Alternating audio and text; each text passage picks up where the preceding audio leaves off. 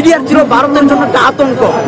আপনারা যদি আমাদের দাবিগুলো মূল্যায়ন না করেন বা যদি গুরুত্ব না দেন, বিডিআরকে যদি আপনারা গুরুত্ব না দেন, তাহলে কিন্তু বাংলাদেশের মধ্যে ভারত আবার প্রবেশ করবে।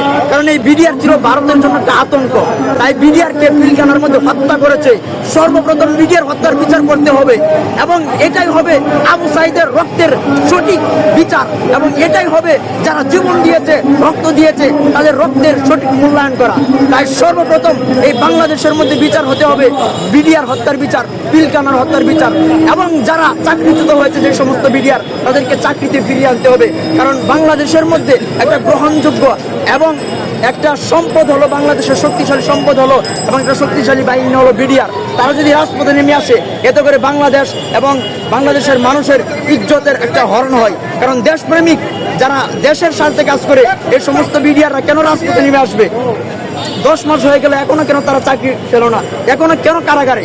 এখনো কেন তারা কারাগারে থাকবে? কারাগার হলো চুর, বাটপার, লুচ্চা, বদমাইশ, আওয়ামী লীগের জন্য কারাগার, কোন দেশপ্রেমিক বিডিআর এর জন্য কারাগার না। কারণ এই বিডিআর হলো বাংলাদেশের অস্তিত্ব, এই বিডিআর হলো বাংলাদেশের সার্বভৌমত্ব রক্ষাকারী। তাই বিডিআর এর আপনার সঠিক বিচার করতে হবে, পিলখানার বিডিআরের সঠিক বিচার করতে হবে, এবং যারা চাকরি হারিয়েছে তাদেরকে চাকরি দিতে হবে, এবং যারা কারাগারে আছে তাদেরকে মুক্তি দিতে হবে।